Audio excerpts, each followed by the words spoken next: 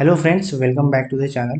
एक small video बना रहा हूँ कॉन्ट्रैक्ट नोट के ऊपर। एक सब्सक्राइबर का कमेंट आया था कि उन्हें कॉन्ट्रैक्ट नोट के बारे में जानना था ऑप्शन सेलिंग के ऊपर, क्योंकि रिसेंटली जो हमारे टैक्स के जो रेजिमेंट्स आए हैं और जिसमें हमारा टैक्स के ऊपर उन्होंने थोड़ा सा बढ़ाया है और एफ एन ओ ट्रेडिंग के लिए, क्योंकि ऑप्शन सेलिंग या बाइंग जो भी हो, लेकिन ऑप्शन ट्रेडिंग के ऊपर कितना टैक्स बढ़ाया उन्होंने, और जो फ्यूचर्स के ऊपर भी पॉइंट्स में बढ़े, लेकिन वो बढ़ने के बाद कितना हमें चार्जेस लगता है। तो वो एक सब्सक्राइबर का कमेंट था, तो इसलिए छोटा सा वीडियो बना रहा हूँ।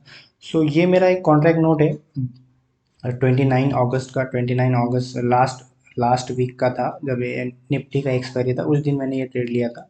तो यहाँ पे अगर आप मेरे कुछ ऑर्डर्स देखोगे तो यहाँ पे ये 4 ऑर्डर मेरे इनिशियली जो हम लोग बास्केट बना के, यूजुअली मैं कैसे ट्रेडिंग करता हूँ, मैं क्या करता हूँ कि जो स्ट्रैडल सेल करता हूँ, करेक्ट, जो मैंने एट द मनी का सी और पी को जो है सेल कर दिया, राइट। अब ये मैं सेल कर देता हूँ और इसको मार्जिन बेनिफिट लेने के लिए ऊपर से ओटीएम का एक कॉल और नीचे से ओटीएम का एक पुट जो है मैं बाय कर लेता हूँ, ताकि मेरा जो मार्जिन है वो कम लगे। अब इसमें क्या हो जाता है, मेरा ऑर्डर जो है 4 पड़ जाते हैं। जब मैं पहला बास्केट जब डालता हूँ, जब मैं ट्रेड लेता हूँ, तो इसमें मेरे 4 ऑर्डर पड़ जाते हैं, क्योंकि ये 2 सेल वाले और ये 2 बाय वाले, राइट। और जब मेरा सब कुछ हो जाता है, प्रॉफिट एंड लॉस जो भी, और जब हम लोग ट्रेड को एग्जीक्यूट करते हैं या फिर स्क्वायर अप करते हैं, तो यहाँ से फिर और 4 ऑर्डर हमारे पड़ जाते हैं। जैसे कि हम लोगों ने जिनको सेल किया था इनको बाय करना पड़ता है, जो बाय किए थे इनको सेल करना पड़ता है। सो इस तरह से मेरे कितने हो गए, यहाँ पे 8 ऑर्डर हो गए, राइट। 8 ऑर्डर हमने पंच करे। और यहाँ पे अगर देखोगे तो ये हमारे 8 ऑर्डर हो गए जो हमने पंच कर दिए यहाँ पे। और फिर यहाँ पे थोड़ा बहुत एडजस्टमेंट, जैसे कि मान लो एक दो स्टॉप लॉस हिट हो गए, उसके बाद दूसरा पोजीशन बनाना या फिर स्ट्रैडल को ऊपर नीचे खींचना। तो इसमें 6 ऑर्डर और पड़े थे। सो ओवरऑल जो ये था हमारा, इसमें 14 ऑर्डर थे, राइट।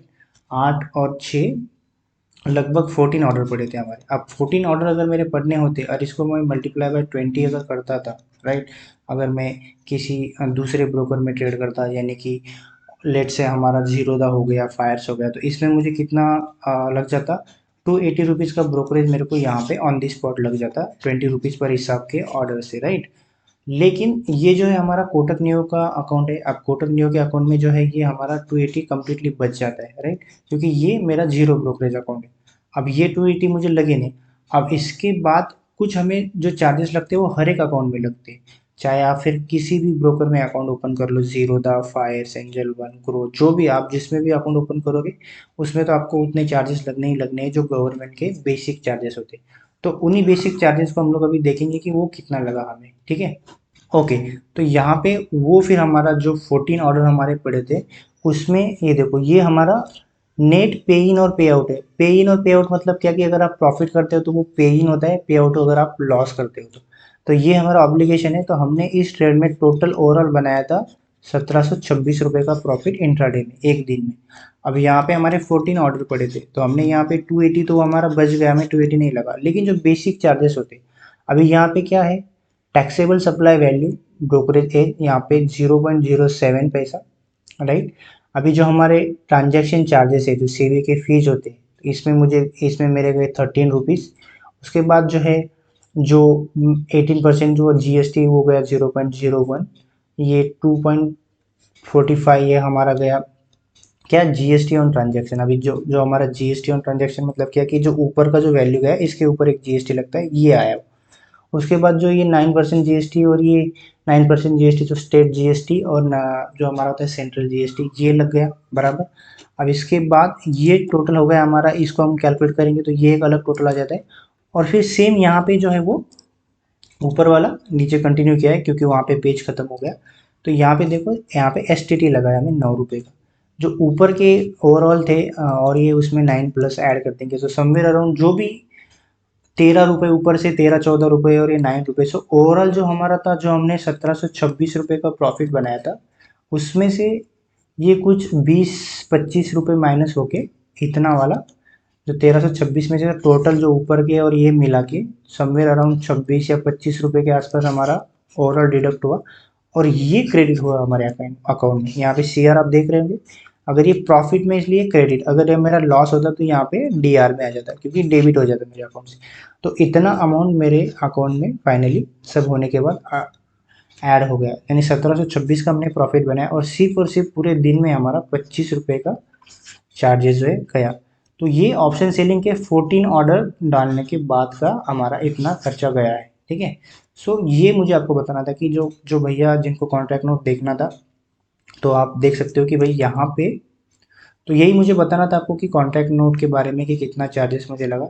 1726 का प्रॉफिट जब हमने बनाया तो ओवरऑल हमारा 25 रुपये गया और हमें 1701 रुपये हमारे अकाउंट में क्रेडिट हुआ, ठीक है। और यहाँ पे हमने ओवरऑल 280 रुपीज़ जो है वो कम्प्लीटली सेव कर दिया, क्योंकि हमारा ये जीरो ब्रोकरेज अकाउंट था। अभी ये मैंने 280 इसलिए बचा है कि ये मेरा ट्रेड फ्री प्लान है। अभी यूथ प्लान नहीं मेरा बिलो 30 एज वाला, बट मेरा ट्रेड फ्री प्लान। इसमें क्या होता है कि इंट्रा डे में जब आप कोई भी पोजीशन स्क्वायर ऑफ कर देते हो तो आपको कोई भी ब्रोकरेज नहीं लगता है, जो 20 रुपीज़ और 20 जो लगना होता है एक ऑर्डर के ऊपर, तो ये मुझे इसमें नहीं लगता है।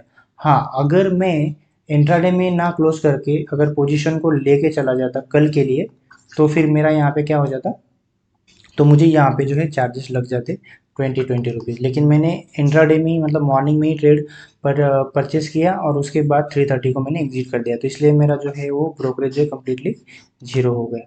सो इस तरह से इनके जो प्लान्स है, यूथ प्लान में अगर आप कैसे भी ट्रेड लेते हो या उसको डिलीवरी भी लेके जाते हो तो आपको जीरो ब्रोकरेज ही रहता है। लेकिन अगर ट्रेड फ्री प्लान अगर आप लेते हो इनका, तो इनमें क्या होता है कि इंट्राडे में वो जीरो ब्रोकरेज होता है, लेकिन अगर आप उसको कैरी फॉरवर्ड करके लेके जाते हो तो फिर आपको 20 रुपीज़ पर ऑर्डर लग जाएंगे, ठीक है फ्रेंड्स। तो एक छोटा सा ही वीडियो था कॉन्ट्रैक्ट नोट के ऊपर। आई होप आपका जो क्वेरी था वो सॉल्व हो गया होगा।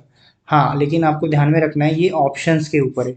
अगर आप फ्यूचर्स में करेंगे तो फ्यूचर्स में इससे ज़्यादा चार्जेस लगेंगे, क्योंकि फ्यूचर्स के जो है अलग कैलकुलेशन होते हैं। उस पर भी मैं एक वीडियो बनाऊंगा, उसको भी आप ज़रूर देखना। और आज की वीडियो में इतना ही था। आई होप आपका जो क्वेरी था वो सॉल्व हो गया होगा। और फिर अगर इससे रिलेटेड कोई भी डाउट रहेगा आपका कोटक नियो के बारे में, तो आप डेफिनेटली मुझे कमेंट करना कोई भी वीडियो के नीचे। आई डेफिनेटली वो सॉल्व करूँगा। ओके फ्रेंड्स, तो चलो फिर मिलते हैं नेक्स्ट वीडियो में। तब तक के लिए all the best for your trading.